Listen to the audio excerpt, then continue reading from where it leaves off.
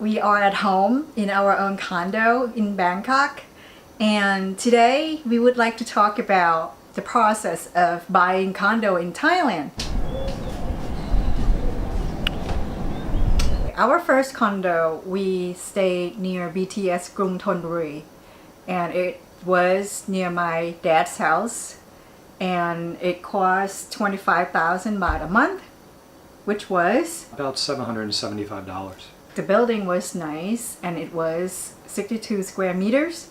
So 62 square meters, and it had 2-bedroom, 2-bath. It had a nice pool, gym, and it was a luxury building, but it wasn't in the center of the city. It was on the opposite side of the river. And that building was awesome because when you walk right out of the condo, it's connected to the elevator to the BTS Krung Thonburi. Yeah, it was literally right at the BTS.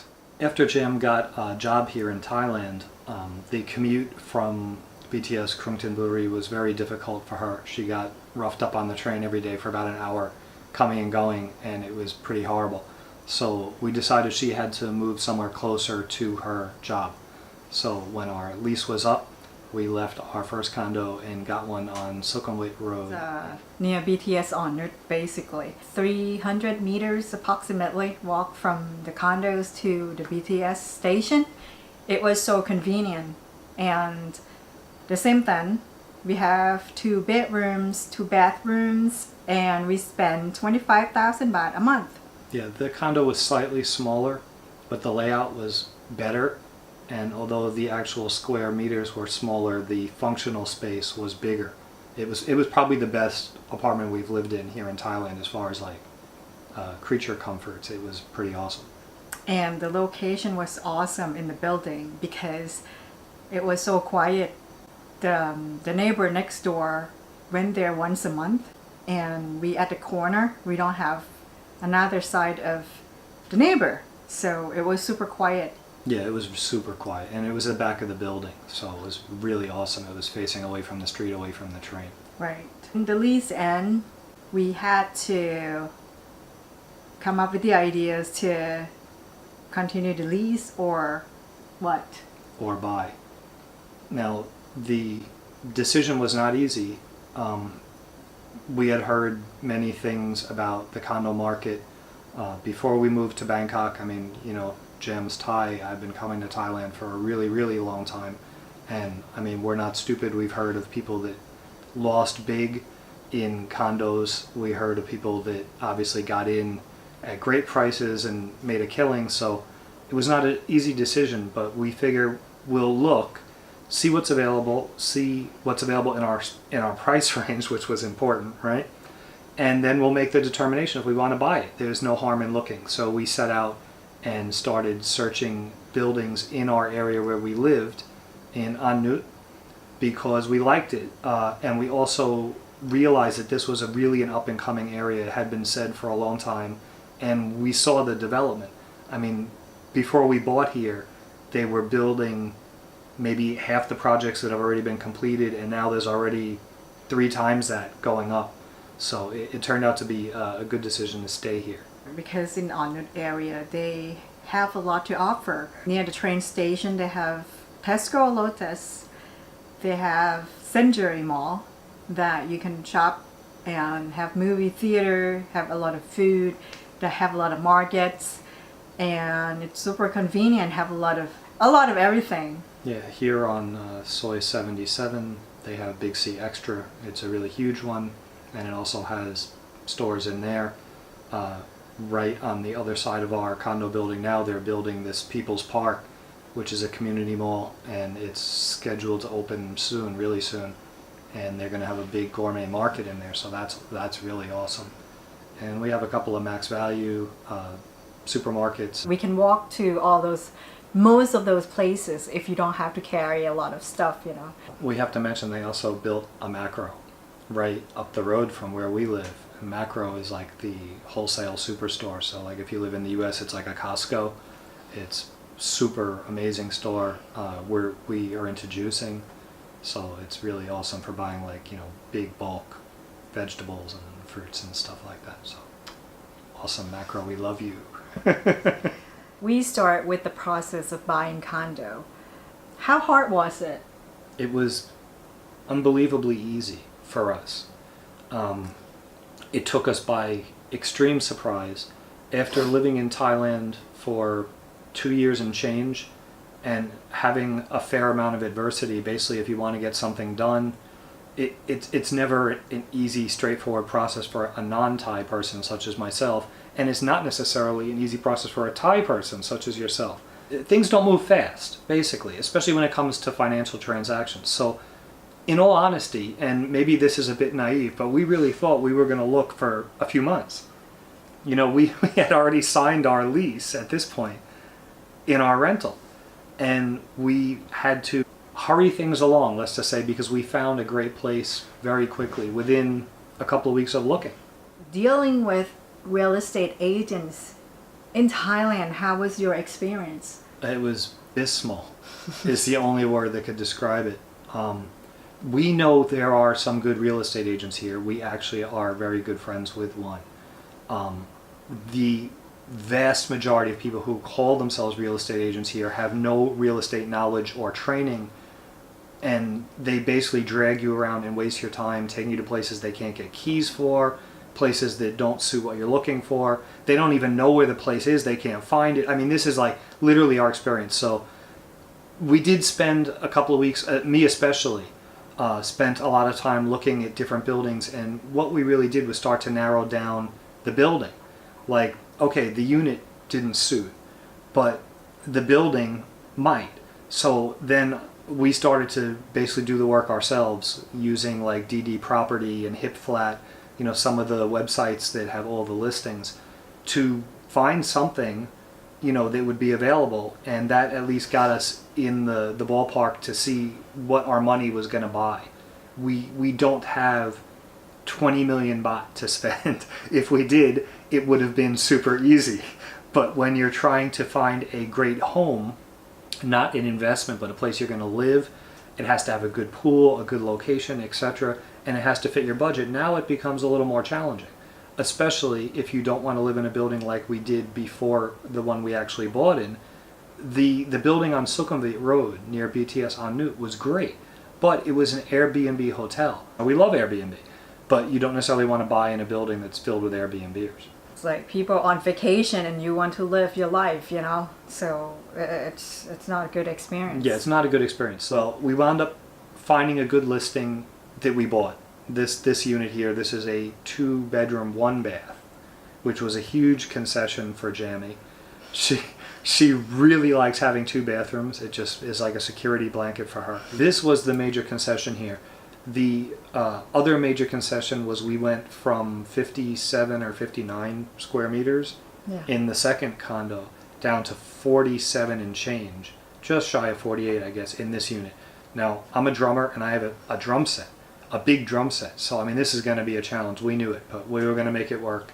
And, you know, having worked in interior design work before, I was confident that I could make this place work. So Jammy bought in. We decided to go for it. And next thing you know, like less than 10 days later, we were closing on this condo. It was super easy and smooth process to close this place. The owner wanted to sell. He was the original owner. He had bought at a very cheap price during the building development. He had already made a nice markup. He was ready to get out. We were ready to get in. And it was all very friendly. You know, we split the costs, all the transference costs and things, and just basically everything that both sides wanted got done, and it was easy and friendly. Talking about the process of payment. For me, I am a Thai person. I work, so I can do the finance and to get the mortgage and pay off every month. For the foreigners, it's going to be different for sure for this process. Yeah, definitely. We haven't mentioned it on here, but like this is Jam's buy. She bought this condo. I did not buy this condo. I didn't buy this condo for us. I didn't buy it for her. She bought it for us. So I just want to make that clear. You know? Yes. She holds the mortgage and she pays for it because she's the one who's working here in Thailand. It's not to say she pays for everything. She covers a lot of our expenses here because this way we don't have to worry about things like currency exchange rate fluctuations and losing money every time we want to bring money from overseas here. So this is a good thing. You know, if you're a foreign couple or a couple that's part Thai and part foreigner, get your finances in order. You know, figure out how you can save money, and you know, right away you'll be on the better side of that equation. For the foreigners who think about to invest in the property here, basically you have to buy a condo only. Yeah, you can't own the land, but you Yeah. can own a condo as long as there's a majority share of Thai owners in the building. Right. If there are bought in a building that was 49% foreigners, 51% Thai, that's extremely dangerous as a foreigner, because if you need to sell that, you have to sell basically to another Thai person if anyone else shifts that balance in the meantime. You know, if it stays exactly the same, no one else has sold, then you're okay, you could sell to a foreigner. But if someone else has sold and basically taken that last slot, you're out of luck. It can be complicated. You're better off buying in a building that has a significantly heavier ownership of Thai owners. For a Thai person, you know, you're trying to get the mortgage from the bank. For the foreigners, if you want to do the finance, it's so complicated. Like they ask you many documents. They ask you to put down a lot of money. And upfront. the money has to come from overseas. It can't be earned within the country, unless you have like a Thai company or something like that. Like, you can't be working here and use that money to buy the condo. There's some stipulation where the payment has to come into your account from overseas if it's used to buy real estate here. The easiest way for you, if you want to buy as a foreigner, purchase the condo by cash. Yeah, that'll definitely make things easier if you have the cash laying around. Most people are rich, right? Anyway, in our case, we closed a sale, and we had to go about getting our lives from our old condo. We had just signed the lease, so we were like less than 2 months into the lease, and we were planning on moving in here within like a month of that. So we basically had to gut the place, take all the furnishings out. We redid part of the kitchen, part of the bathroom. We learned a whole lot about that, and how to get good value when hiring people to do the work, how to get good value in the actual products, and how much you spend really has nothing to do with how the quality is going to come out. Everything got sold off. The furniture that came with the place got sold on Craigslist like in a couple of weeks, unbelievably fast, and we went about furnishing and moving in. We moved in basically on New Year's, and that was a couple of years ago. So we've lived here for more than 2 years already. Yeah. Positives and negatives of owning and renting here in Bangkok. So let's start with renting. If you're staying here long term, if you live here, if you're Thai, if you're, married to a Thai person and you're going to be here for a while, the advantages of renting: you can move. That's a big advantage. You don't know how the neighborhood's going to change day to day. Big construction project starts next door. It happens all the time. You have a bad neighbor, whatever the situation is. The building quality goes to crap, which happens also. Some of the construction's not so great. And within a few years, cracks develop, and the cracks lead to basically everything falling apart. So that happens to your unit, you leave. Awesome. Freedom, right? How about some downside of renting? You're paying your landlord's mortgage and you're gaining no equity. The other downside, which some people don't consider, is the economy is unpredictable and rents can change. If the landlord feels they can get more, they're going to raise your rent. And if you don't pay it, they're just going to say, okay, goodbye. And they're going to replace you with someone who will. So, you might be forced to move. And that's not cool either, especially if you have your life, you might have kids in school, you might have, a job nearby. That can be very disruptive. Right. So as far as owning, there are benefits and there are downsides also. The obvious benefit is you can gain equity. So this is basically a forced savings account. we know that that's equity. You know, part of that money is immediately ours because it's settling the actual debt, and part of it will come back, you know, when we sell because we're hoping to gain some appreciation in the unit as well. So there's a huge benefit.